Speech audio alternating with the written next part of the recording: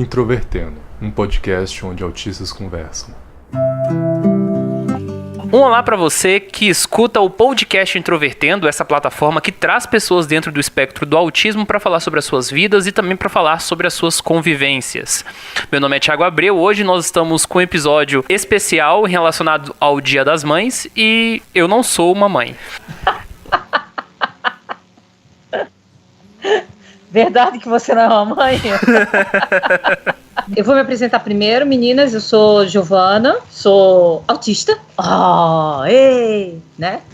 E tenho 2 filhos, sou professora formada e trabalho atualmente em período integral, coisa que eu não fazia antes. Olá, pessoal. Aqui é Yara Delgado, estou em Sorocaba, São Paulo. Eu tenho 4 filhos, sou programadora. Trabalho em casa, às vezes vou na empresa também.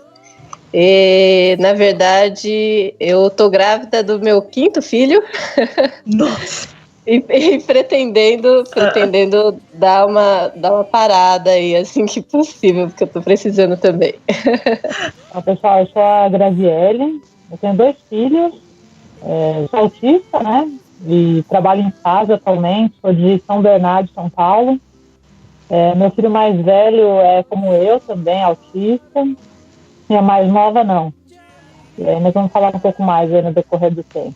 E se você quiser acompanhar o Introvertendo, nós estamos nas redes sociais. Temos nossa página no Facebook, Twitter e Instagram, cujo nick é @introvertendo. Temos o nosso site que é introvertendo.com.br e você pode ouvir a gente também nos aplicativos. Estamos no Spotify, no iTunes, no Google Podcasts, no Cashbox, Podcast Addict, enfim, diferentes aplicativos. Se você quiser apoiar o Introvertendo, é só procurar por Introvertendo lá no PicPay, faça a sua doação, ajude esse podcast a se manter. E agora também nós estamos produzindo vídeos no YouTube. Nós temos o nosso canal do Introvertendo, toda terça-feira tem um vídeo. E também nas sextas-feiras, quando o nosso episódio sai, tem uma versão alternativa para pessoas que têm sensibilidade auditiva, cujo título é Sem Background. Esses episódios não tem músicas de fundo e se você tiver um pouco de dificuldade às vezes para ouvir os nossos episódios que tem músicas de fundo, é só ouvir essa versão, certo? Vamos lá!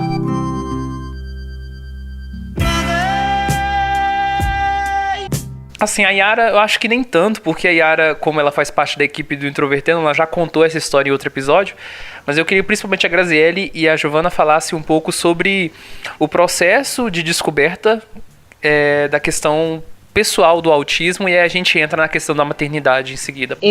O processo foi, como é que eu posso dizer? Foi como acho que para a maioria de nós que não foi identificado logo na primeira infância, houve um percalço. Eu sempre soube que eu era diferente, houve todo um tratamento de choque para que eu me comportasse dentro dos padrões, né? Eu não vou entrar em detalhes agora, mas tem mais ou menos uns 15, 20 anos, eu já havia casado, meu esposo me respeitou muito, ele sabia que eu era diferente, eu sempre falei para ele, só que a gente não tinha um nome para diferença. E aí eu estava assistindo um programa na TV, no Roda Viva. Nossa, eu sou velha. Ah, mas eu gosto do Roda Viva. Não, mas pô, é velho, cara. É velho. E aí eu estava assistindo e justamente estava falando sobre autismo. Aí eu fiquei, como dizem o povo, a pulga atrás da orelha. Gente, não tem nada a ver uma pulga atrás da orelha, né? Mas é que coça, alguma coisa assim, por isso tem esse nome. Eu passei, os meus filhos nasceram, também vai entrar daqui a pouco nisso, né? Quando eu decidi fazer um vestibular, porque os meus filhos já estavam um pouco mais de idade, já estavam com 12 anos, eles estavam velhos para mim, e eu passei no vestibular de uma universidade federal daqui, quer dizer, a única que tem aqui. E eu passei em primeiro lugar, e todo mundo, nossa, ela passou em primeiro lugar, uma velha, né? Foi pesado, e na universidade eu quis estudar justamente deficiências, né? E todo mundo achava que eu estava estudando por causa do meu irmão. Eu tenho um irmão deficiente físico depois de mim. E eu estava estudando por causa de mim, né? E aí eu fui na revista Educação, que era somente desse tipo de núcleo. E eu descobri que eu era autista, só que eu não falei para ninguém, eu fiquei quieta. Eu fui tentando me adaptar o máximo possível, sem que ninguém viesse a cogitar que eu era autista, porque eu já tinha um peso de ser a mais velha da sala, numa universidade pública onde a maioria tinha entrado com 17, 18 anos e era da classe A. Mesmo pedagogia naquela época só tinha 30 vagas e cada um competia como podia para a bendita da vaga. Eu consegui fazer a universidade até o final, tentei começar a trabalhar, só que aí houve alguns problemas. Aí eu passei no concurso público e com o concurso público eu entrei sem cota. Só que eu entrei por causa de um outro processo que eu fui levantar. Quando eu passei no concurso público, havia muitas vagas, mas eles não chamaram ninguém. Então, eu tive a ideia e hiperfoquei em provar para a justiça que tinha vaga. E eu provei.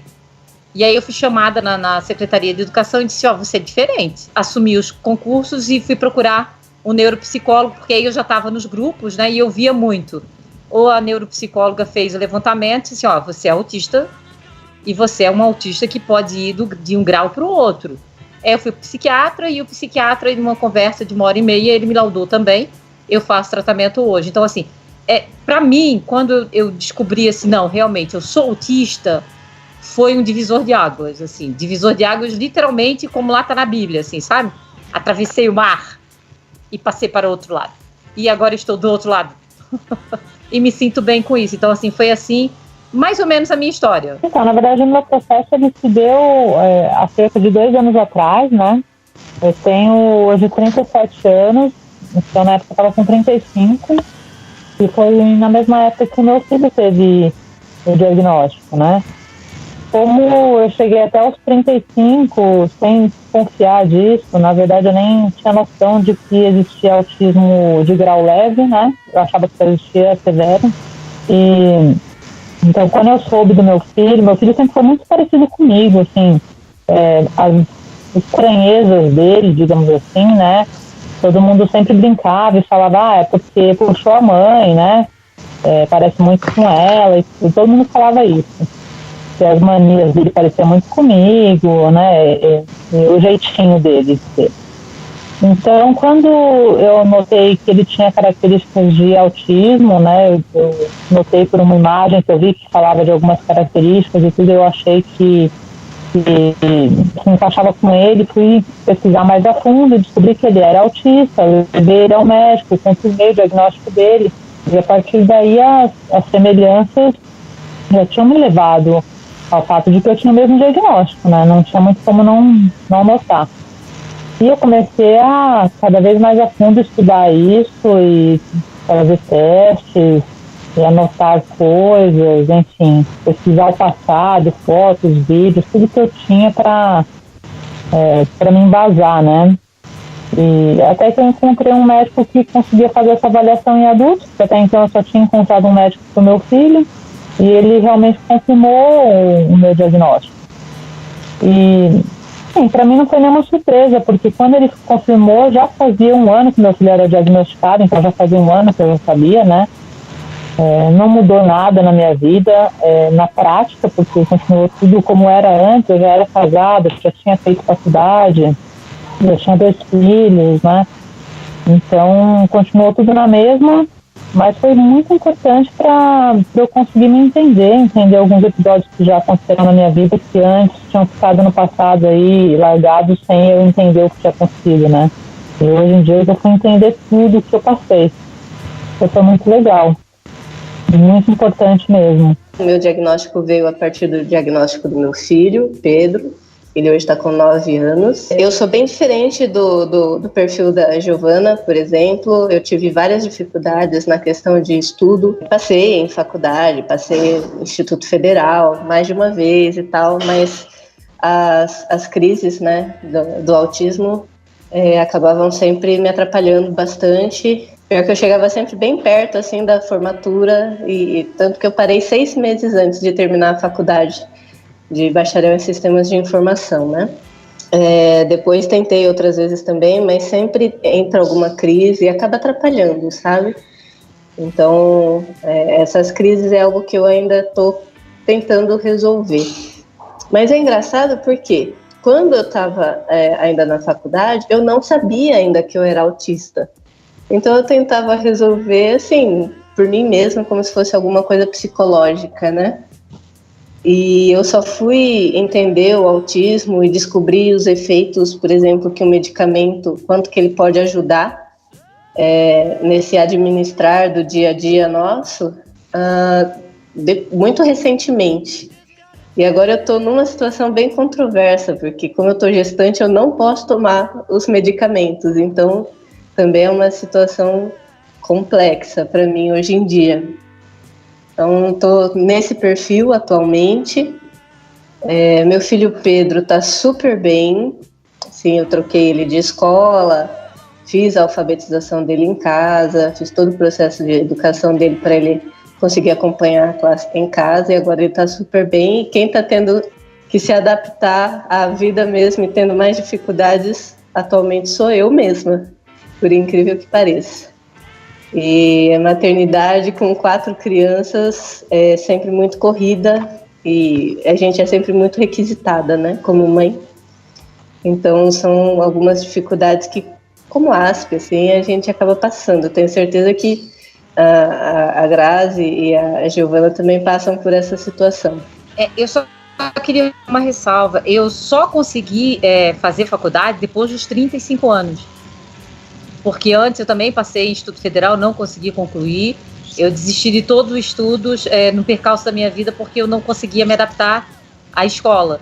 Então só com 35, com 36, que eu consegui levar a faculdade, mas já sabendo que eu era autista, e aí tentando me camuflar o máximo que eu podia, na época, porque eu ainda não sabia a dimensão e não sabia que fazendo o tratamento ia melhorar muito mais a minha vida, e me aceitando, porque eu ainda não tinha o laudo de médicos, porque foi muito difícil, não havia ninguém que trabalhasse com adultos. Mas eu consegui me camuflar, né, durante... primeiro que eu fui ensinada dessa forma desde que eu nasci. Eu não vou mentir para você, meu psiquiatra fala que eu não fui ensinada, eu fui adestrada, né? Eu amava ficar embaixo da mesa, por exemplo, embaixo da cama, e a minha mãe ia lá e me puxava e dava cada surra terrível. Eu não tenho nada contra a minha mãe, só para colocar. Mas eu fui educada dentro de uma rígida educação sulista, que foi passada geracionalmente. E, por exemplo, com 14 anos, eu fiz 1 ano de curso de boas maneiras para ser apresentada à alta sociedade num baile branco. Então, imagina para um autista isso. É difícil. Nossa. Mas isso fez com que eu me adaptasse e conseguisse me camuflar muito bem, né? Então, assim, só que eu sofro hoje todas as consequências de ter feito isso durante anos e anos e anos a fio. Então, quando eu saí de casa, eu estava mais em fuga, né? Eu saí de casa com 18 para 19 anos e não voltei, nunca mais, tá? Eu só volto agora só de vez em quando para dar um oi lá no sul. E isso raramente também, porque eu não gosto de ver a minha família, os meus parentes, assim, não é que eu não goste deles, mas eu não tenho o apego que a maioria tem. Eu vejo as pessoas chorando, saudade de minha mãe, aquela coisa, não tenho. Vou porque tenho que cumprir. Tenho saudades apenas da minha irmã mais velha, que é 10 anos mais velha que eu. Mas tudo isso fez com que eu chegasse ao ponto de quando eu me senti, eu consegui acessar a inteligência que Deus me deu, eu fosse para a faculdade e conseguisse aguentar num banco em período integral, mesmo com 2 filhos pequenos, durante 4 anos. E me formei como uma das primeiras da turma, assim. Então, assim, foi difícil, é muito difícil. A parte, acho que mais difícil nossa, não é a infância, não é tão difícil, é difícil porque você tem que começar a aprender a lidar com o mundo que você não está preparado para ele e nem ele está preparado para você. Porém, eu acho que a fase mais difícil é a fase da adolescência para a vida adulta. Você quer fazer parte do mundo, do núcleo, mas o núcleo não está preparado para você, né? E ao mesmo tempo você não quer fazer parte daquilo. Então, eu acho que a parte mais difícil é essa, assim. Depois que a gente passa, que vem a fase adulta, se bem que até agora eu acho que a fase adulta ainda não veio para mim, né? Vai ficando menos difícil. Porém, quando você se aceita e se assume, os instintos, tudo aquilo que um dia foi reprimido, e quando você se assume autista como parte de você, você, pertença, tudo começa a ser mais pesado também, né? Porque você começa a observar os olhos do mundo sobre você. Você vai em algum lugar e você faz alguns movimentos porque atualmente eu estou deixando me liberar, né, completamente, para que eu não vá para o grave, né, para o mais agudo de nós, porque é introvertendo mesmo, a gente vai se introspectando cada vez mais. Então, assim, para não chegar lá, você vai permitir ser você. E quando você permite ser você, você chama a atenção dos outros para você. E não é uma coisa que é tão para uma pessoa mais adulta, que é uma pessoa adulta, né, uma pessoa mais velha, é uma coisa que a sociedade aceite. Ele aceita a criança pequena se movimentar, ele aceita o adolescente, mas para toda aquela fase é como se nós fôssemos anulados durante a vida inteira, né? E aí chegou um momento que a anulação tem que ser mais feita. Não, você é uma mulher de idade, entendeu? Cara, tô me sentindo uma velha agora. Por favor, fale alguma coisa. Grazi, eu queria que você falasse um pouco mais da parte de sua maternidade, como é que é o dia a dia também. E nessa questão de estudo, se você chegou a também concluir, se você teve dificuldades, se você estudou depois de mãe, como que está sendo para você essa experiência? Beleza, então, na verdade eu sempre tive bastante facilidade na escola, digo com relação aos estudos, não com relação às pessoas, né? Então, faculdade eu fiz, na verdade, na sequência do colegial, faz muito tempo, eu não era mãe ainda, nem casada, nem nada, né? E, assim, sempre foi muito difícil a questão de exposição pública. Eu nunca consegui apresentar trabalho, falar na frente da sala, essas coisas, sabe? E eu não sabia por quê, mas como eu nunca consegui, eu assumi que eu não fazia isso e pronto, né? Então, quando a professora chegava e falava que tinha um trabalho, que tinha que apresentar e tudo, eu já falava logo para ela que eu não ia apresentar e acabou. Não havia crise que ia me fazer apresentar, né? E sempre foi assim, até o final, até a faculdade, também sempre foi assim. Nunca fui falar em público, né? Foi uma coisa que sempre foi reservada. E como a própria Giovana disse, né? Realmente a gente vai se introvertendo, a gente vai aprendendo a ficar cada vez mais quieta e mais quieta. E na verdade eu acho que comigo aconteceu um processo até ao contrário. Depois do diagnóstico, acho que eu fiquei mais quieta do que antes. Eu era até um pouco mais aberta, só que, assim, as coisas que eu poderia fazer, que as pessoas estranhassem, eu achava que elas eram normais. Eu achava que as pessoas eram, sei lá, loucas, né? Então, quando eu descobri que eu era diferente realmente, eu passei a me manter mais quieta do que antes, né? Então eu pensei, bom, agora eu entendi por que as pessoas me olhavam torto ou alguma coisa assim, por que elas não entendiam minhas atitudes, então eu comecei a me fechar ainda mais do que antes, ao invés de me libertar, digamos assim. Então acho que eu sofri um processo um pouco ao contrário do que a maioria. Essa questão de aceitação é interessante, porque que nem eu, por eu enxergar o lado bom, vamos dizer assim, de ser ASP, eu aceitei com muita facilidade, mas, por exemplo, o pai do meu filho, que é ASP também, ele não aceita. Então tem essa também, né? Acho que quando a gente entende bem o que isso significa, faz diferença nessa aceitação. Cara, eu sei que para mim foi, como eu falei, né, foi um divisor de águas.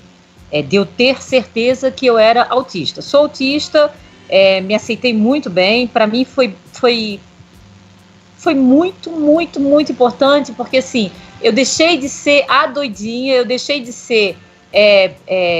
eu tenho uma palavra que usavam comigo quando eu era criança, que essa eu gosto, mas aí eu me aceitei mais ainda com a palavra esdrúxula, fora das regras, né? Então, assim, realmente, eu como ser humano, eu sou fora das regras que estão postas. Porém, eu sigo as regras que estão postas, coisa que o ser humano, a grande maioria, não faz. Então, assim, para mim foi muito, muito importante eu ter certeza de quem eu era. Não, eu sou realmente autista, fujo do padrão do autista clássico. Do autismo severo? Não, do autista clássico no sentido de menino, né? Eu sou autista leve e moderada, podendo chegar ao severo, porque eu já fui bem colocada a isso, meu psiquiatra e a minha neuropsicóloga já falaram que eu posso migrar de um para o outro, só que assim, eu estou me mantendo sempre entre o leve e o moderado, graças a Deus, né? A Deus no sentido de eu acreditar e ter fé, ok? Não no sentido religioso, de religiosidade e religião. Então, assim, isso para mim foi muito, muito importante de eu ter certeza de quem eu era. Eu sou diferente, sou autista, eu amo ser quem eu sou. Não tiraria, não mudaria em nada. Eu mudaria, sim, na minha infância, eu saber quem eu era, tá? Que eu não soube. Então, eu era sempre a mongoloide, é um termo meio bem forte, mas na década de 70 era usado, a débil mental, a deficiente mental.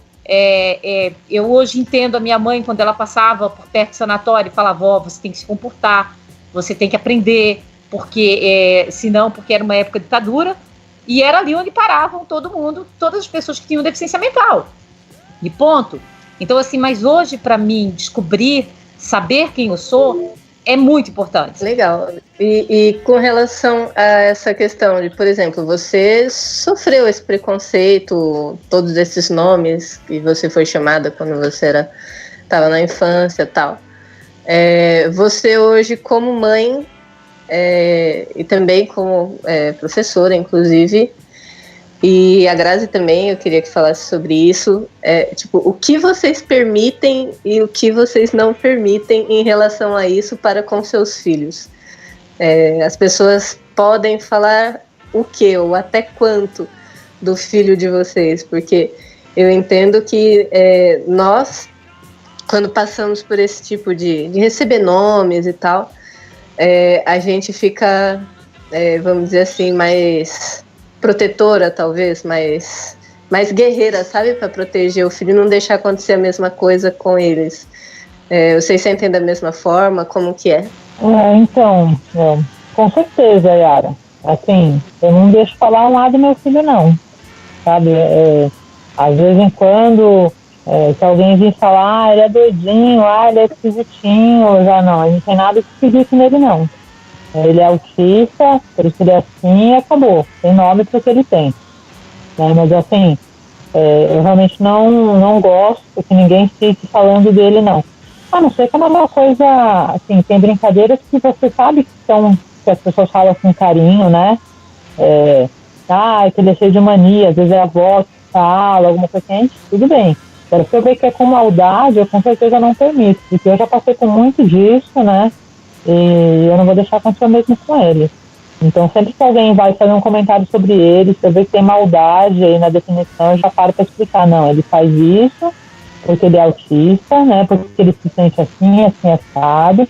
E aí eu não deixo ninguém estar tirando farinha com ele, não. Eu acho maldade mesmo. Já aconteceu contigo de ele ter alguma crise assim no meio da rua, num shopping, lugar público? E como é que você agiu nessa hora como mãe? Então, já aconteceu muitas vezes. Na verdade, isso é o que mais acontece na minha vida. Meu filho, infelizmente, ele passa por muitas crises, né? Diferente de mim, que eu era bem inquieta, mas ele passa por muitas crises. E uma vez, por exemplo, num parquinho, aqui mesmo onde eu moro, ele teve uma crise, meu marido teve que ir buscar, né, para ir embora, porque eu estava com os meus 2 filhos, e minha outra filha estava brincando e não queria ir embora, então eu não podia pegar ele e sair andando, deixar ela sozinha, né, e chamar meu marido. Ele veio, buscou e eu fiquei lá com a minha filha. E aí uma outra mãe que estava no parquinho falou assim: "Nossa, ele é nervosinho, né?" Aí eu falei assim: "Não, ele não é nervosinho, ele é autista e ele teve uma crise, né? Ele não é nervosinho." "Ah, nossa, mas ele não parece." Pois é, ele não parece, mas ele é. Eu sou bem curta e grossa, assim, porque eu detesto ficar questionando o comportamento do meu filho, principalmente quando eu já disse que ele está em crise ou que ele tem autismo e a pessoa continua questionando, né? No meu caso, eu tinha crises quando eu era criança. E a minha mãe resolvia do único modo que ela tinha na época, que era, como é que eu posso dizer, compatível com a época, né? Surras. Com certeza. Então, assim, eu da minha época, eu fui adestrada, literalmente.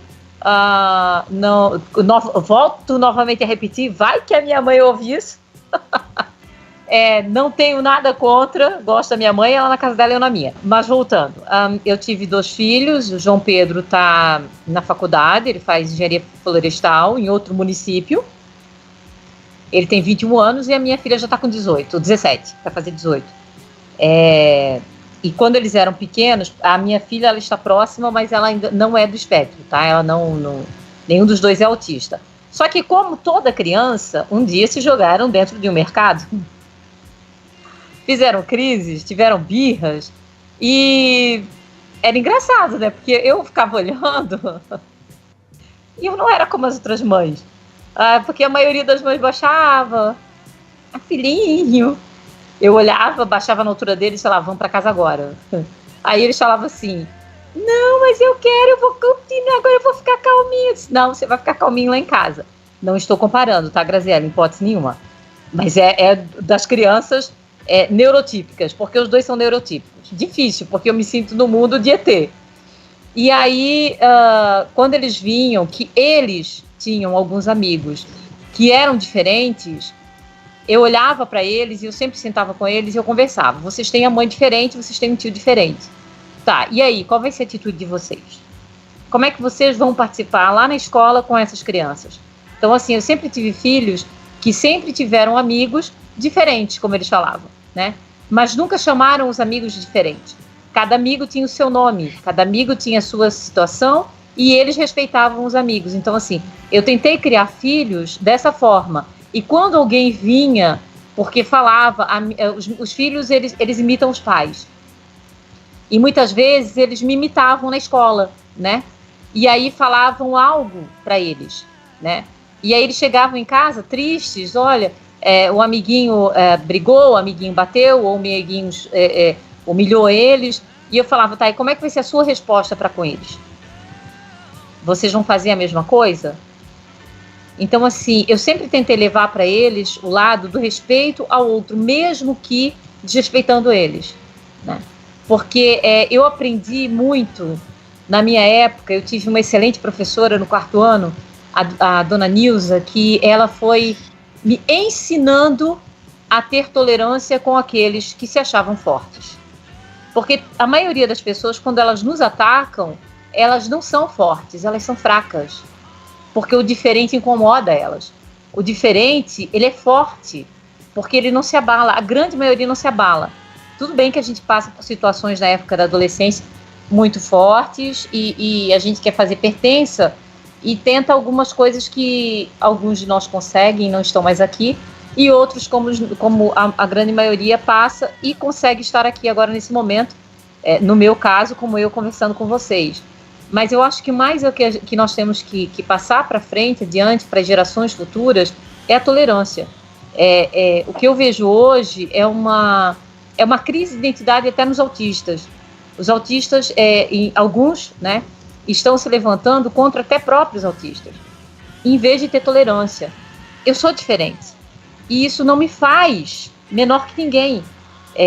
Hoje, quando eu estou convivendo com muita gente, com muitos adultos, obviamente eu tenho crises em casa muito fortes, porque eu nunca tive essa condição de trabalhar com tantas pessoas ao mesmo tempo, e eu sinto, lá na escola onde eu trabalho, em alguns, tá? Não todos os profissionais, mas eu sinto que advém do adulto a falta de identidade como ser humano, né? Do respeito ao ser humano pelo ser humano. E isso passa para as crianças. A criança nasce sem isso. A criança nasce sem querer brigar com o outro. A criança nasce sem querer rir do outro. Mas os adultos fazem com que as crianças aprendam a fazer isso, né? E nós devemos, nesse ponto, mostrar a tolerância, mostrar o amor ao outro, mostrar que nós somos diferentes, porém somos iguais, somos raça humana, né? Nós estamos aqui, vamos conviver, o mundo é nosso também, entendeu? E eu acho que... desculpa, eu tô falando demais, gente. Por favor, falem aí. Eu achei muito interessante uma questão que a Giovana falou, porque se encaixa exatamente com a pergunta que eu queria fazer. Nós temos, principalmente nos últimos 5 anos, um ativismo de autistas mais significativo no Brasil, E esse ativismo autista adulto, principalmente, né, Asperger, levanta uma certa tensão, principalmente com mães de autistas e com profissionais, porque eles falam assim, a discussão que ocorre sobre autismo é muito voltada à criança, e que a discussão também poderia se voltar a adultos, pela falta de especialistas e etc, etc. Só que eu percebo aqui entre vocês, principalmente entre a Yara e a Graziele, porque... Primeiro, vocês são mães de autistas e são autistas pequenos, ou seja, eles têm certas especificidades que são necessárias, e vocês são mulheres adultas. E aí eu queria saber como é que vocês encaram isso? Vocês enxergam um paradoxo? Como é isso para vocês? Com relação a essa questão de o que existe aí afora, em termos de, vamos dizer assim, a luta pelos direitos do autista, eu sempre enxerguei as coisas de uma forma assim, tudo vem da educação. Então, o que eu me preocupo muito é de conseguir educar meu filho em casa de uma forma que ele consiga se adaptar da melhor maneira. Tanto que eu fui bem radical, né? Quando eu vi que ele não se adaptou na escola, e não só não se adaptou, ele realmente não aprendia. Ele não aprendia a ler, ele não aprendia os números. Eu entrei numa briga com o conselho tutelar, porque eles queriam que eu colocasse o menino na escola, e eu falei, não, eu vou alfabetizar em casa. E foi aberto processo e tudo, e eu venci o processo, porque a juíza, ela viu que eu mandei todo o material e ele em casa estava aprendendo a ler. Tanto que quando ele voltou sem atraso para a escola. Ele fez um teste e ele conseguiu acompanhar como se ele não tivesse parado a escola. Eu consegui resgatar em casa, por eu conseguir entender como funcionava a mente dele, eu consegui resgatar o tempo que ele tinha perdido na educação dele, na escola que não estava adaptada a ele. E foi muito bom ter trocado a escola, porque hoje ele está numa escola muito menor, e aí tá tranquilo, ele é super respeitado lá, não tem mais bullying, o pessoal gosta dele, respeita. Existe uma diferença até de prestar atenção se ele está aprendendo mesmo ou não, né? Então, cara, o que eu acho que acontece é assim, com certeza as crianças vão ter mais atenção porque eles estão na fase de desenvolvimento, né? O autismo, por si só, já é um transtorno de desenvolvimento. Então, assim, é claro que uma criança vai ter mais atenção, vai ter mais tratamento nível, mais profissionais e tudo mais. E eu acho que é por aí mesmo. Eu acho que a gente que é adulto também precisa de apoio, também tem direitos, né? Também às vezes faz medicação, também faz terapia, enfim, mas a gente precisa de menos apoio do que uma criança que está se desenvolvendo aí, né? E eu acho que, na verdade, o meu filho é muito sortudo de ter tido o diagnóstico dele aos 4 anos e não aos 35, como eu, né? A ajuda que ele tem hoje em dia poderia ter sido muito útil para mim no passado, mas hoje em dia não é mais, né? Então, assim, eu acho natural que a atenção seja voltada à criança. Eu acho que para os adultos a gente não tem o suficiente, ainda falta, né? Ainda seria muito legal se a gente tivesse mais profissionais especializados em adultos, porque eu, por exemplo, demorei para encontrar alguém que pudesse fechar meu diagnóstico, que atendesse adulto, né? Que pudesse avaliar um adulto justamente por isso. Então ainda falta, ainda poderia melhorar, mas eu acho natural que a maior atenção seja dada à criança. Acho natural e acho correto, inclusive. Porque eles estão numa fase que vai fazer muito mais diferença do que pra gente que já cresceu. Infelizmente, a gente já passou o que tinha que passar aí muitas vezes e não tem mais o que fazer, né? Pra eles ainda tá tudo começando. Meu coração não é casa da mãe Joana. Eu conheci a Giovana agora no final de março, início de abril, no Rio de Janeiro, durante o evento Dia do Autistão. Evento que, inclusive, foi muito bem representado pela Liga dos Autistas fisicamente, né? Porque o Leonardo Akira também estava lá. E aí, quem ouviu o episódio 43 sobre o Dia do Autistão, lembra que tem um trecho que a Giovana fala sobre a relação dela com o filho mais velho, sobre a questão do apego. E eu queria que ela desenvolvesse um pouco mais sobre isso, porque eu achei bastante curioso, assim. É bem diferencial da relação dela em comparação a outras mães. É porque, assim, existe fases das mães, da mãe, não sei se todas elas vão passar pela mesma coisa. Quando eu engravidei, eu não senti o que a maioria das mães sentem. A barriga crescendo, eu senti a barriga crescendo e tudo mais, mas não era assim, era um outro corpo dentro de mim, eu tinha certeza disso. Aí ele nasceu, na amamentação eu lutei muito para sentir, olho no olho, não senti nada, amamentei, achei legal, porque ele estava crescendo, desenvolvendo, hiperfoquei na maternidade, li tudo que eu podia, só que foi hiperfoco, hiperfoquei na maternidade durante 12 anos, e depois foi diminuindo gradativamente. Então, assim, agora, quando ele passou para a faculdade, ele não dormia fora de casa, nem ela também, tampouco. Eles começaram a dormir na casa da avó, mais ou menos ela tinha uns 7 para 8 anos, assim, só o final de semana. Não, ela tinha mais, ela tinha 12 quando foi dormir. E a mesma coisa ele já estava com 14, 15 anos quando foi dormir na casa da avó. E só na casa da avó. Então, assim, nunca saiu de perto. E todo mundo achava que eu ia que eu ia desmoronar, assim. Aí eu fui levar ele, porque ele passou para a faculdade com 18 anos, e eu fui levar. Ele fez 18 anos, em fevereiro, eu estava levando ele para a faculdade junto com o pai. Levamos no carro, eu dei uma chorada, tá? Mas não, aí todo mundo achou que eu estava chorando. Por causa do meu filho, que vai ficar lá. Não, eu estava chorando assim, nossa, agora acabou.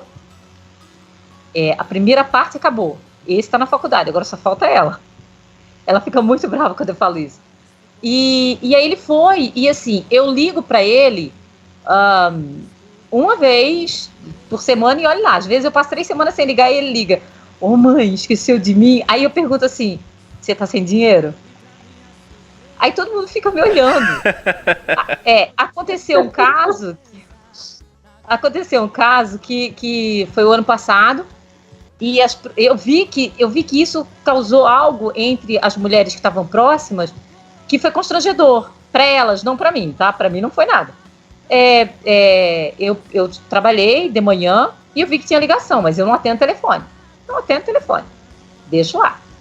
Quando foi à noite que eu cheguei em casa, tinham várias ligações, tá? Eu cheguei em casa à noite e aí o meu marido não falou nada, mas o meu marido estava muito calado. Muito calado. Ele é calado, mas ele estava mais calado ainda. A minha filha também ficou quieta. E aí daqui a pouco toca o telefone, eu disse assim, puxa, João Pedro de novo. 300 ligações dele. 300 ligações. Aí eu fui atender. Aí ele, mãe, eu capotei com o carro, a caminhoneta deu perda total. O que eu faço? Eu disse assim, peraí, vamos lá, vamos com calma. O que aconteceu? Aí ele falou que fecharam a caminhoneta, eles tinham ido para outra cidade, participar de uns jogos, e eles estavam voltando, só que eles voltaram de manhã, porque podia dizer, bebê, não, era 9 horas da manhã, eles estavam voltando, e um carro fechou, e aqui a desnível na lateral, né, porque aqui é muito mato, eita, lasqueira. E aí a caminhoneta capotou várias vezes, deu perda total na caminhoneta, eles estavam em 5. Os 5 saíram vivos, gente. Aí eu perguntei pra ele assim, tá, como é que você tá? Bem desse jeito como eu tô falando. Não, mãe, agora eu tô bem, mas eu vou pra Campo Grande. O que você vai fazer aqui? Porque eles moram em outra cidade. Aí eu disse, eu vou no médico. Mas você já não passou no médico aí? Pra que você vai vir até aqui? Tá, vamos fazer o seguinte. Você dorme, amanhã você vê. É que amanhã vai vir um pessoal da seguradora pra me levar lá pro município onde eles estão. Então você chega até lá, aí você vê se você tá sentindo. Aí ele disse assim, então tá. Aí chegou no outro dia, ligou de novo. Aí disse assim, mãe, chorando de novo. Eu disse assim, oi meu filho, tá, como é que passaram a noite? Aí ele falou, todo mundo passou bem, tá? Mãe, mas eu acho que eu vou pra Campo Grande. Filho, o que você vai vir fazer aqui? Já passou 48 horas. Não adianta vir pra cá. Se fosse pra acontecer alguma coisa, ia acontecer durante as 48 horas. E aí eu comentando com uma companheira minha de escola, que é uma das poucas que eu converso, né, que são 300 pessoas na escola, eu converso só com 2. Tenho mais ligação com essas 2. E aí eu conversando, e todo mundo parou, e ficou um silêncio na sala dos professores. Eles estavam ouvindo a minha conversa, aí uma disse assim, você não vai até lá? Eu disse, mas o que eu vou fazer lá agora, gente? Eu vou fazer o quê? Não tem nada para fazer, ele tá vivo, tá bem, já vai voltar, tem que voltar já a estudar. Ele tá ótimo, tá bem de saúde. Então, assim, eu vi que causou... Realmente, eu não senti para que eu ia sair de lá, para ir até na outra cidade, para olhar para a cara dele. Ele mandou até É a fotografia. racionalidade áspera, né? A gente tem esse lado prático de enxergar as coisas. Não tem lógica, gente. É um comportamento bem autístico, e aí eu até falei isso em algum lugar, eu não lembro onde, mas eu acho muito engraçado que às vezes o nosso modus operandi, a nossa forma de agir nas situações, pode se tornar até um recurso de humor. É uma história que tem até um viés até engraçado, assim, se a gente for analisar de forma geral. Isso me faz lembrar uma história que aconteceu comigo em 2015. Eu fui sair com um amigo meu, ele tava dirigindo, e aí, um momento de descuido, ele olhou pro lado e ele bateu na traseira de uma... Eu acho que era uma Land Rover na época. E aí, ele não machucou nada. Quem machucou fui eu, porque eu sou alto e eu tava com o cinto. E aí, o cinto meio que prendeu, aí ficou tudo vermelho, assim. O que a gente fez? Ele ligou pro pai dele, o pai dele apareceu, conversou lá com o motorista, porque o meu amigo não era o dono do carro. E aí a gente falou, bora pra festa de aniversário. A gente tava indo pra uma festa de aniversário. E eu fui pra festa de aniversário logo após o acidente. De boa. Aí depois que eu cheguei em casa, que eu fiz a atualização do que tinha acontecido.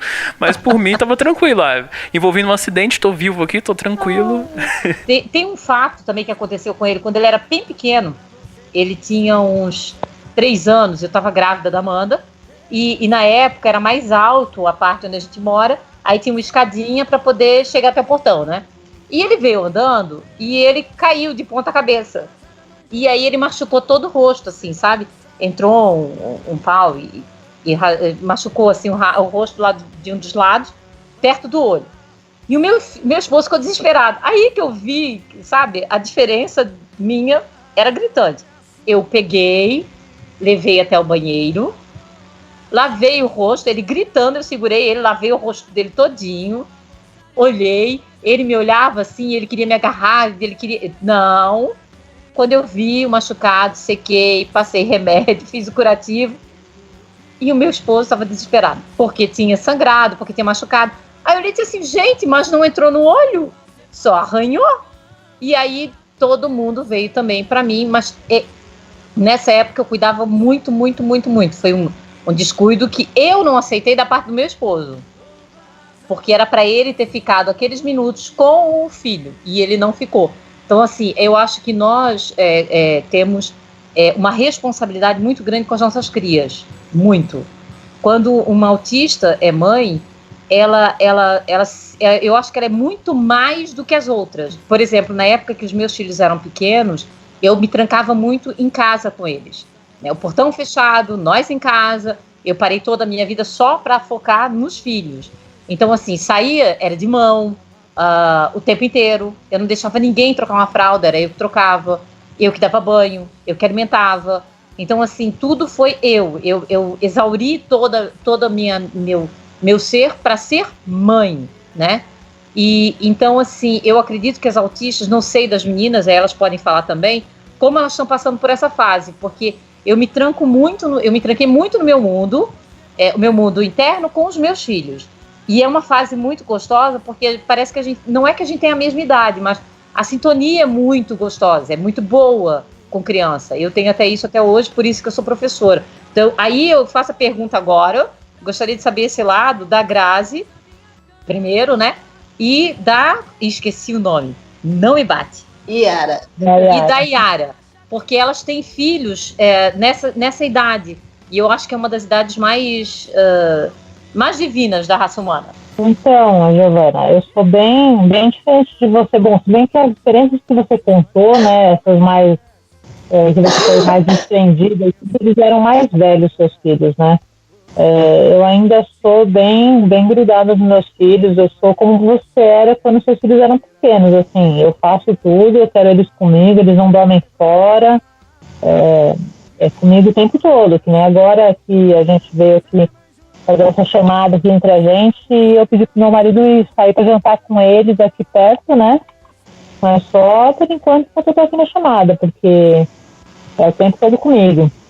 E assim, eu não tenho essa coisa de ser tão desprendida quando se machucam, tudo, eu fico desesperada, né? Eu sou a primeira a sair correndo para querer saber o que aconteceu, me desespero mesmo. Mas já passei por algumas situações bem engraçadas e bem tipicamente autistas, assim, de falar coisas. Sempre as pessoas falaram para mim que eu falava coisas que eram muito estranhas, né, que as pessoas normalmente não falariam. Então, por exemplo, quando meu filho tinha meses, né, meu primeiro filho tinha só alguns meses, coisa de 3, 4, eu estava com ele uma vez no shopping, né, eu querendo ver uma loja, com ele no colo e ele resmungando, né, eu não sabia o que ele queria, ele resmungando e não deixava eu ver as coisas que eu queria ver, né. Aí meu marido estava do lado, eu falei assim, nossa, mas que neném chato, meu Deus.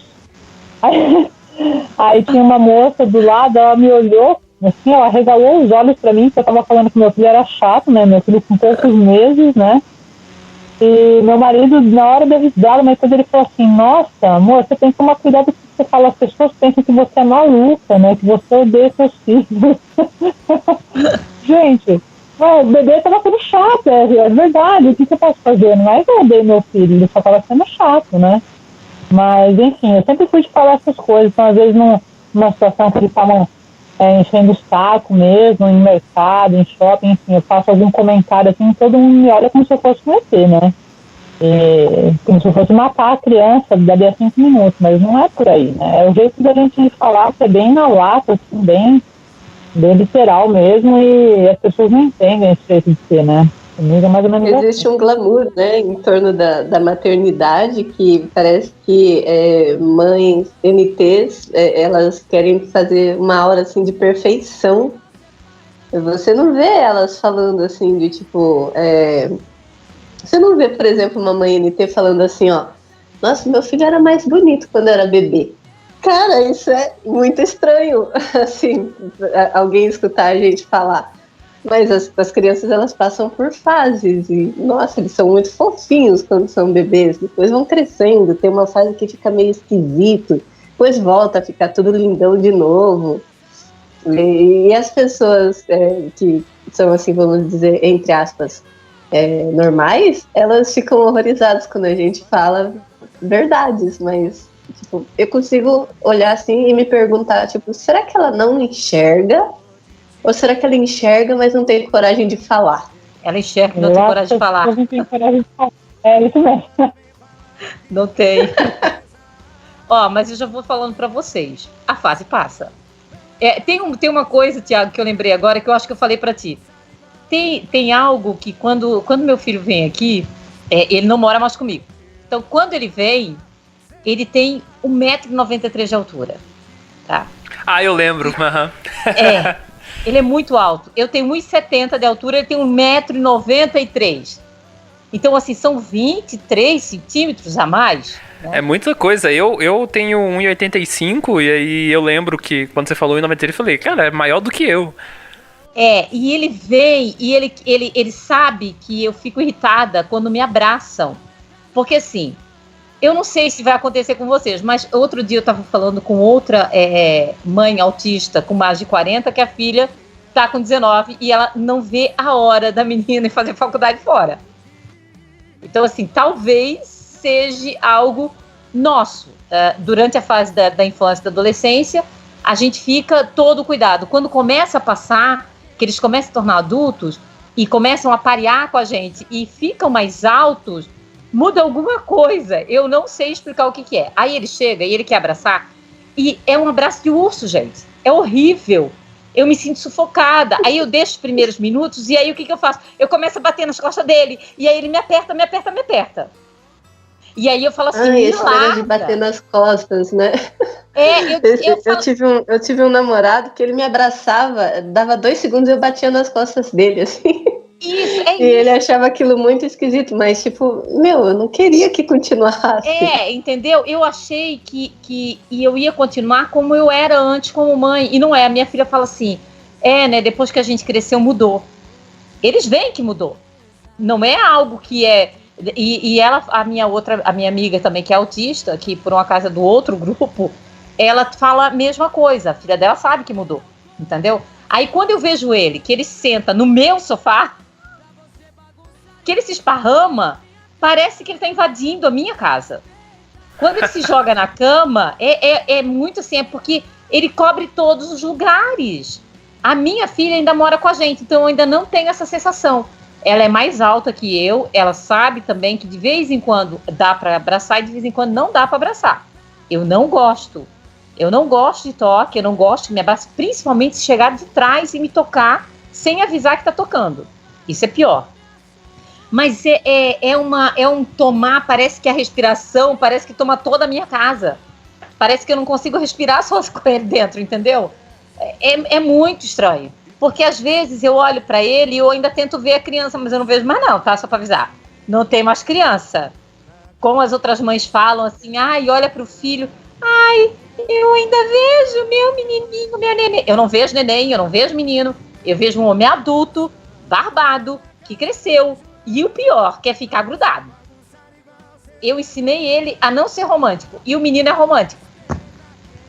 O menino é romântico de dar ovo de Páscoa, de levar chocolate quando a menina tá com cólica. Nossa. Não fez. Eu tô imaginando ele ouvindo esse episódio, vendo você descascar ele de todas Então, as formas possíveis.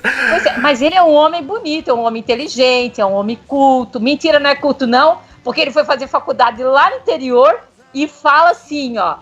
Porta. Nós vai, nós fica, é porta, mas ele faz de propósito, porque ele sabe que eu não gosto. É um negócio muito centro-oeste, muito agroboy.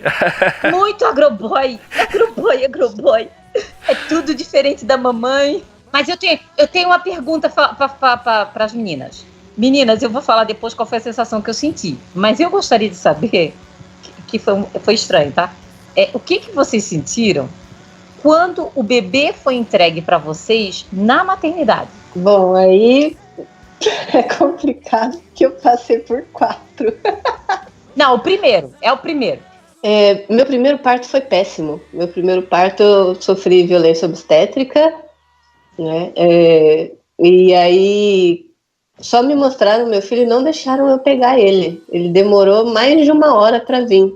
E ele tava ok, ele tava bem. Então foi pura questão da administração do hospital, que era horrível, e fizeram um procedimento horrível. E eu peguei um trauma tão grande que eu nunca mais cheguei perto daquele hospital. Então do primeiro hora, eu não tenho como falar muito. Não, naquela hora quando eles já lavaram a criança, que você já está no quarto, quando eles foi entregue a primeira vez para você no quarto, não lá no parto. No quarto foi sossegado, foi legal. Eu lembro que eu fiquei olhando, eu fiquei contando se tinha todos os dedos. E a primeira coisa que eu percebi nele foi as entradas. Eu pensei, ixi, vai ter a tendência a ficar careca. Eu não sei se é normal pensar esse tipo de coisa, né? Mas eu fiquei olhando pra ele e observando todos os detalhes, assim. E o que você aquele sentiu? sorriso de boba. O que você eu senti carinho. Acho que só. Porque, assim, é engraçado. O pessoal fala da gestação. Eu detesto gestação. Eu falo assim, eu adoro a fase de bebê, mas a gestação é um saco. Primeiro que eu não tenho aquela coisa de ficar falando com o bebê. Acho uma idiotice sem tamanho, porque ele não escuta, ele não entende, e o pior de tudo, ele não me responde. Então, eu passei todas as minhas gestações sem trocar nenhuma palavra com os meus bebês, que pra mim não faz sentido nenhum. Aí o que eu tenho de diferente é que acho que talvez nisso a gente seja opostas. Eu gosto de toque. Então eu gostava de sentir ele se mexer. E às vezes eu ficava mexendo na barriga para ele se mexer, assim. Mas também só isso que tinha de legal na gestação. O resto é muito chato. Você carrega um peso absurdo, suas costas ficam doendo e você não pode mais dormir de bruços, o que para mim é péssimo. Então quando nasce é um alívio, né? Você fala, nossa, graças a Deus, nasceu. Mas você já tá na 5ª, isso não gostou, né? Na verdade, é assim, é complicado isso, né? Porque eu tô num segundo relacionamento e aí ele queria, e eu falei, cara, eu tenho 4, como é que eu vou falar não pra alguém que quer ter um filho? E aí eu falei, tá ok, né? Se é pra ter, então vamos ter logo, porque eu já tô chegando perto dos 40.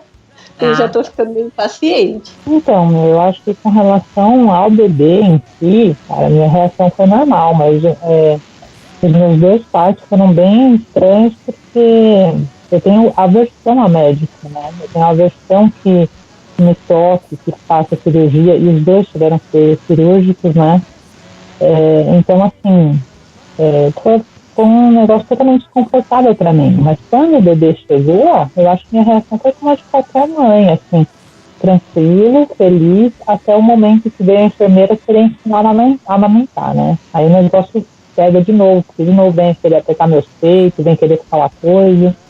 E foi um negócio bem ruim pra mim isso daí.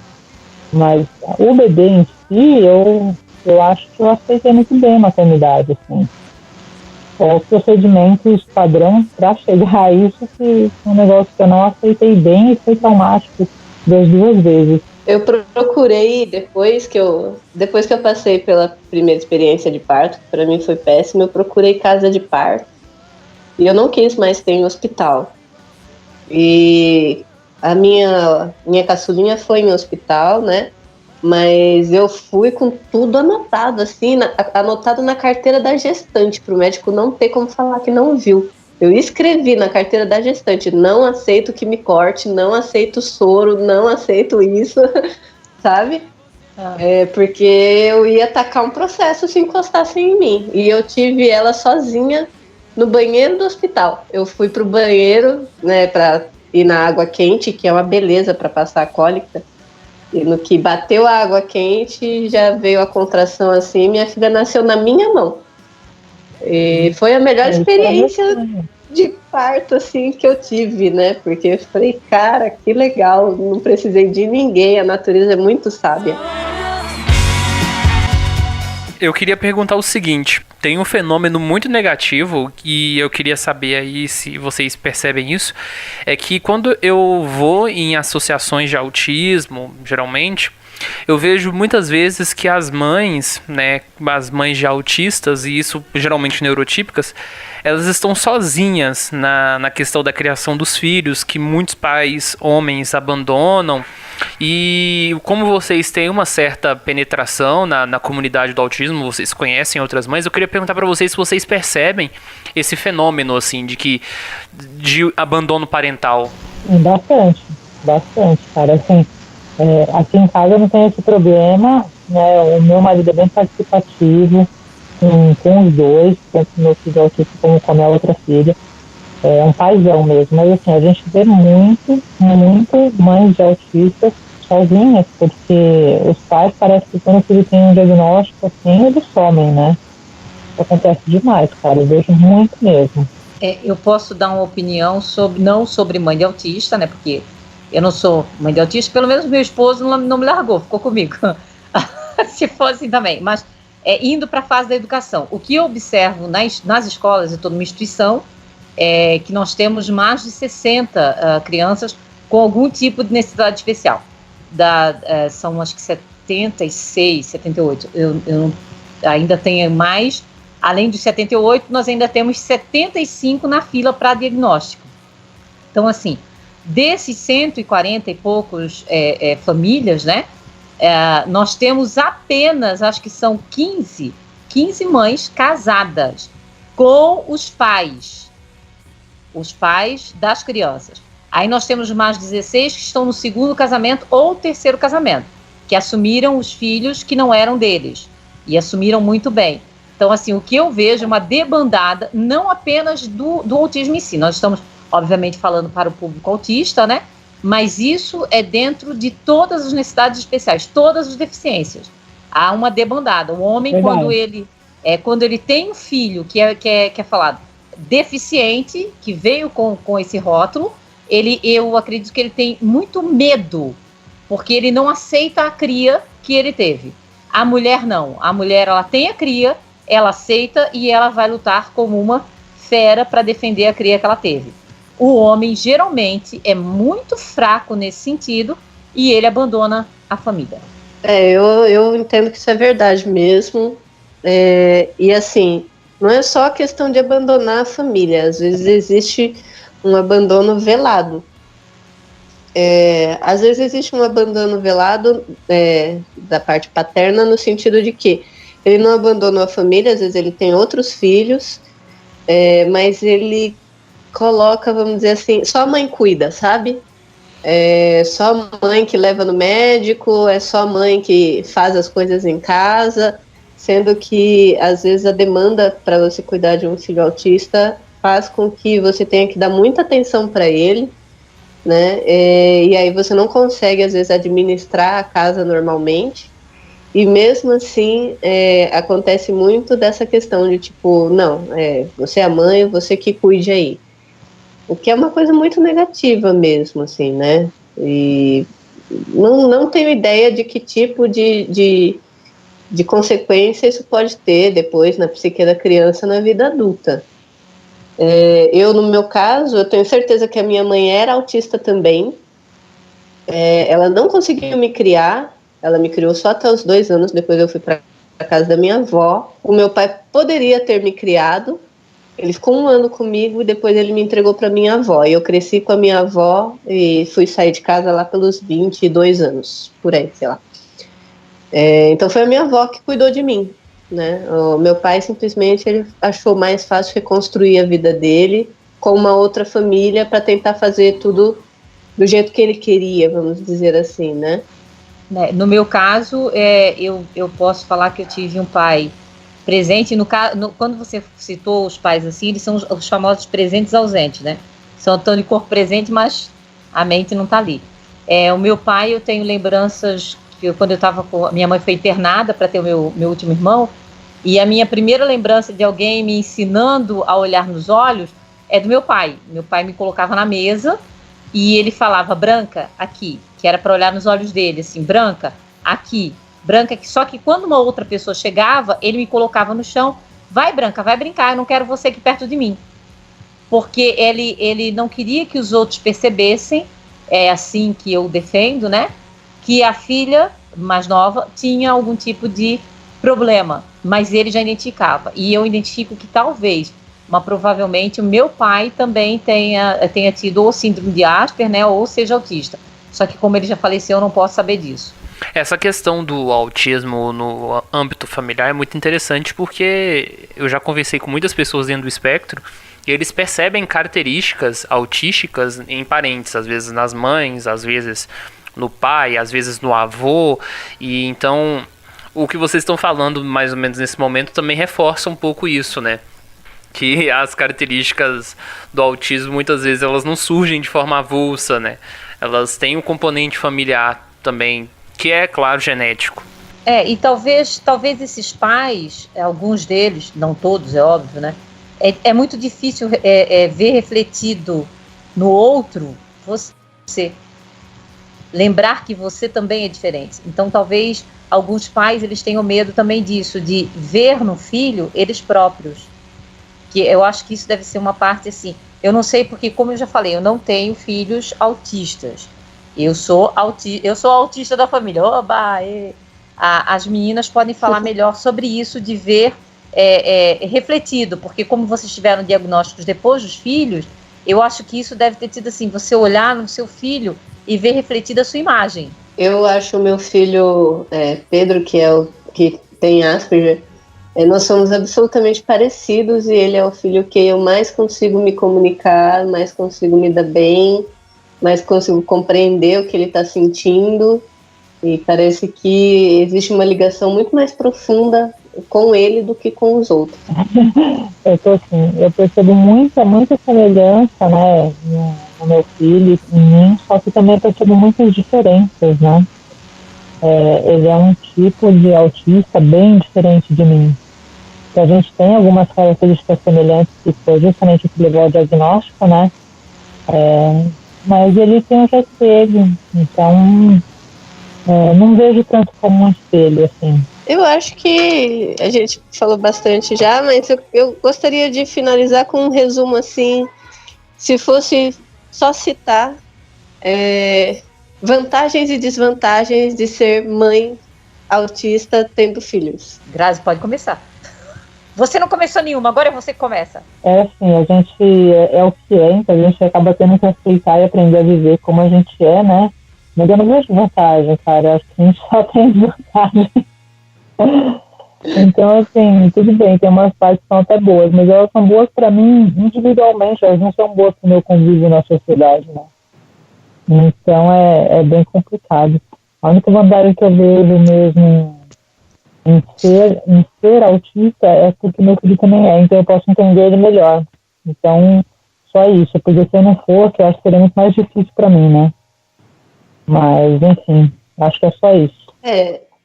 para mim, no meu caso, eu consigo enxergar assim, como dificuldade, eu acho que minha principal dificuldade, talvez até inclusive por ter vários, é questão sensorial, né? É barulho em casa, né?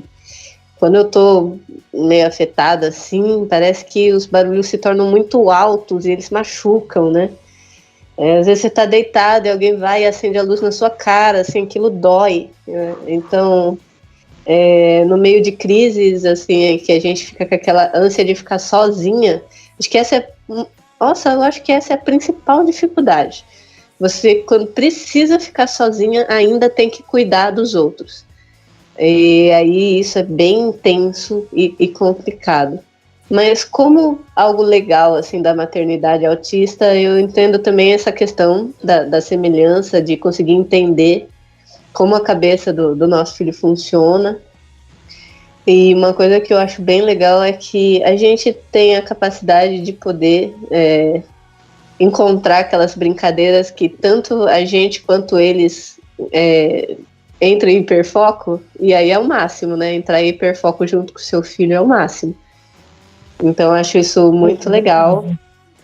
Essa questão, acho que a parte mais legal, assim, é de, tipo, você entender mesmo a cabeça deles e entrar em hiperfoco com eles faz o dia, parece que vale a pena. É bem legal nisso. Isso é verdade. Concordo com você. Eu não sou mãe de autista, mas como autista, né? Desvantagens, eu não vejo muitas não, eu sou mais...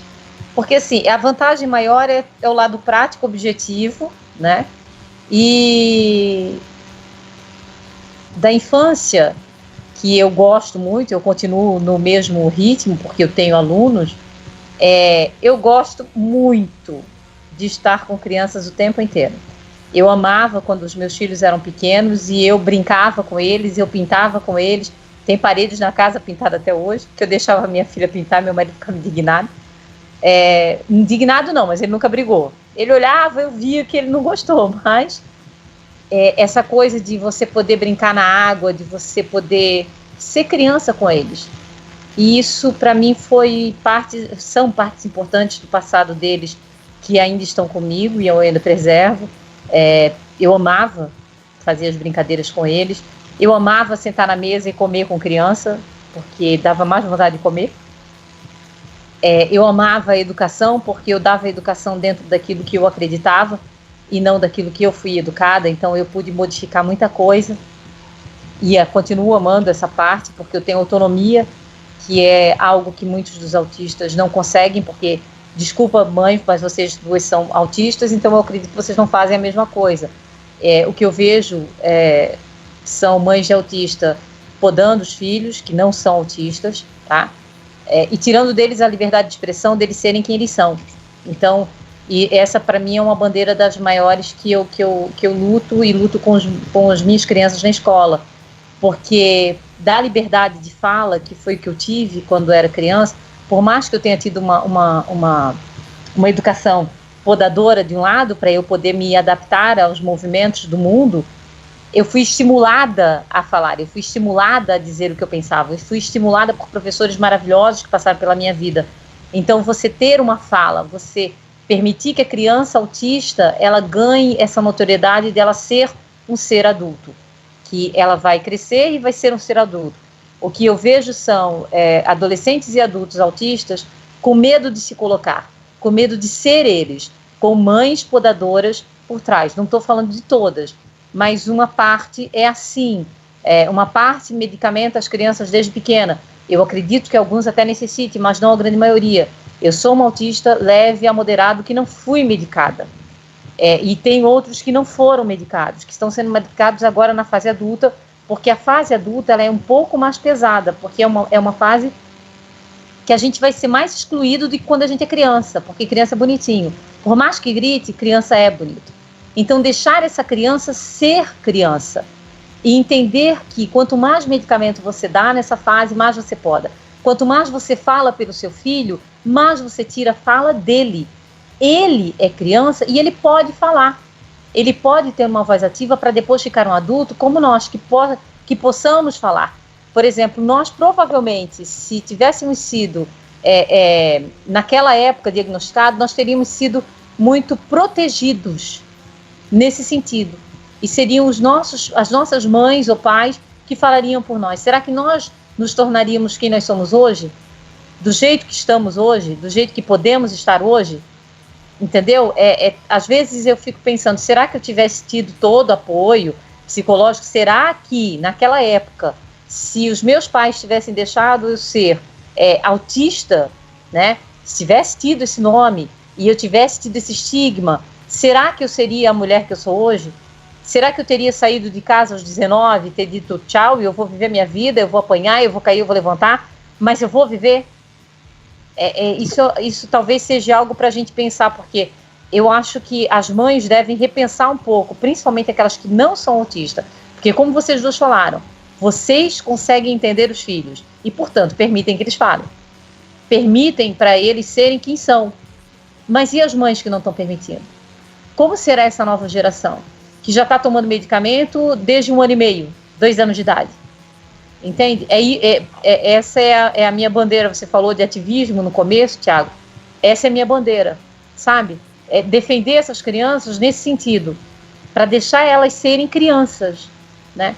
Sem muito medicamento, sem muita terapia no sentido de podação, mas sim de permitir que elas sejam quem elas são. Eu queria complementar rapidinho o que a Giovana falou.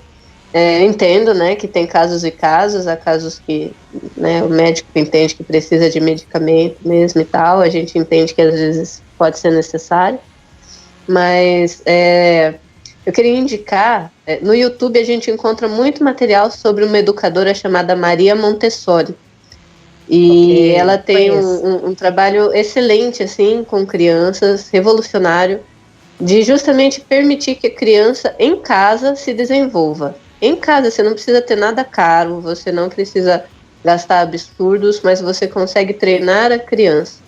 E isso faz total diferença, assim, no desenvolvimento da criança. Então, como uma dica final aí, eu queria indicar para quem tiver interesse em desenvolver algumas habilidades com os filhos em casa, pesquisar vídeos sobre Maria Montessori. Ela tem materiais que você pode adaptar e fazer em casa. Então, dá para qualquer bolso, vamos dizer assim. E eu assino embaixo. Queria agradecer bastante a participação da Graziele Perrella e da Giovana Nogueira, que é da Liga dos Autistas aqui no Introvertendo. Queria falar que se você nos ouve, você é uma mãe, tanto autista ou não autista, ou se você também é uma pessoa dentro do espectro, enfim, de forma geral, dê sua opinião, entre em contato com a gente no e-mail ouvinte@introvertendo.com.br, estimule essa discussão, acho que é bastante interessante. Antes de gravar esse episódio, inclusive, eu dei uma googleada, pesquisei por mães autistas, não achei nada sobre mães autistas, eu falo não no conteúdo de pesquisa, né, conteúdo acadêmico, eu falo no conteúdo mais popular, como blogs, como conteúdo jornalístico, então acho que é interessante a gente dar um início nessa discussão e acho que é bastante legal dividir essas experiências.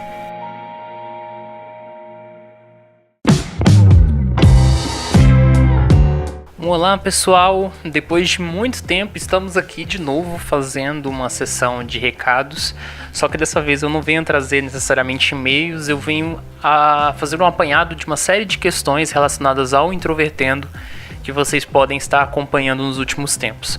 Como vocês sabem, desde o episódio de número 41, que foi o episódio Regras Sociais, nós estamos publicando versões alternativas dos nossos episódios no YouTube. Essas versões não possuem músicas de fundo e elas são especialmente para pessoas que têm sensibilidade auditiva ou que não conseguiam prestar atenção no Introvertendo por causa das músicas de fundo. No início era algo que eu achei que ia ter pouquíssima adesão, que não ia ser relevante, digamos assim, mas eu tenho recebido vários feedbacks de diferentes pessoas falando mais ou menos a mesma coisa, que tinham dificuldade para ouvir o Introvertendo ou que já tinham desistido talvez de ouvir o Introvertendo, mas que agora só ouvem a versão sem música de fundo, que acham a melhor. Então, se tem uma parte de pessoas que se sentem beneficiadas por isso, eu fico muito feliz E eu queria dizer a você que talvez tenha dificuldade em ouvir o Introvertendo e ainda não ouve essas versões, que faça um teste entre o nosso canal no YouTube, chamado Introvertendo, e acompanhe por lá. Eu queria falar algumas questões relacionadas a essa semana, porque essa semana do mês de maio é uma semana muito especial para nós. E com esse episódio de Mães Autistas, vocês já podem ter percebido um pouco que nós estamos tentando abordar ao longo da história do Introvertendo vários temas que não são muito discutidos quando se trata de autismo. E agora nós estamos chegando aí a quase 50 episódios seguindo essa proposta, seguindo esse caminho, com uma proposta também não só de abordar novos temas, mas como também conciliar, de trazer diferentes pontos de vista, e eu acho que isso está sendo bastante alcançado.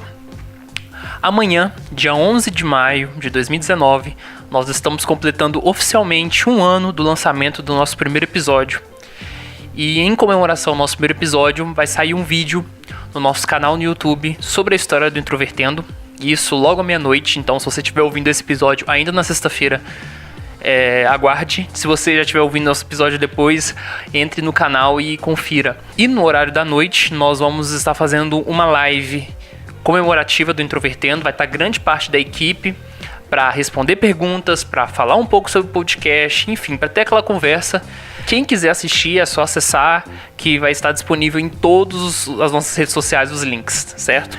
Eu queria dizer que se você tiver qualquer crítica, qualquer opinião, qualquer tipo de elogio, qualquer coisa que você queira mandar para nós relacionado aos episódios, é só você enviar um e-mail para ouvinte@introvertendo.com.br. E se você quiser fazer uma espécie de contato conosco de forma institucional, é só você procurar por contato@introvertendo.com.br. E nós também estamos no PicPay, nós estamos recebendo de quem quiser, óbvio, doações, para quem quiser ajudar a financiar o podcast.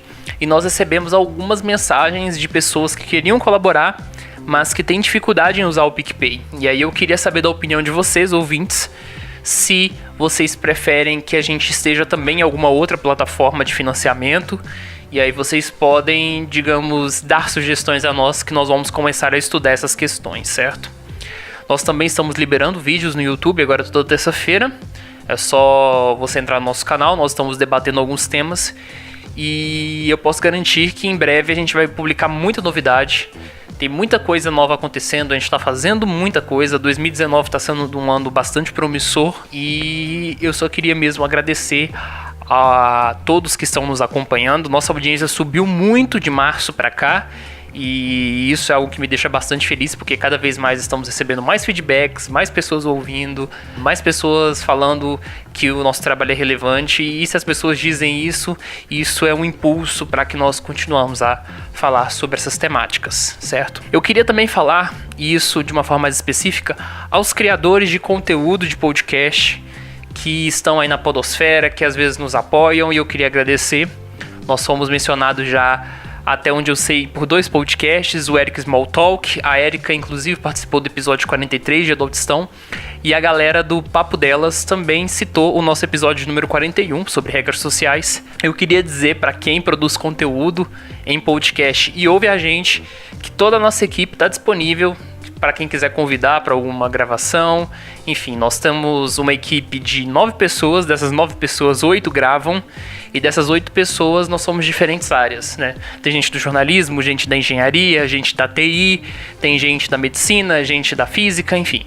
Tem gente de diferentes áreas que podem dar uma contribuída em vários assuntos. E por fim, eu só queria dizer que semana que vem nós vamos com um episódio especial sobre música, como tradicionalmente a gente faz com episódios terminados em 0.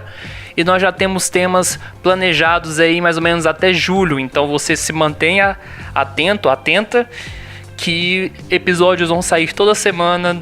2019 está garantido aí. E eu queria mandar um abraço para todos vocês que nos ouvem e agradecer pela audiência. Até mais.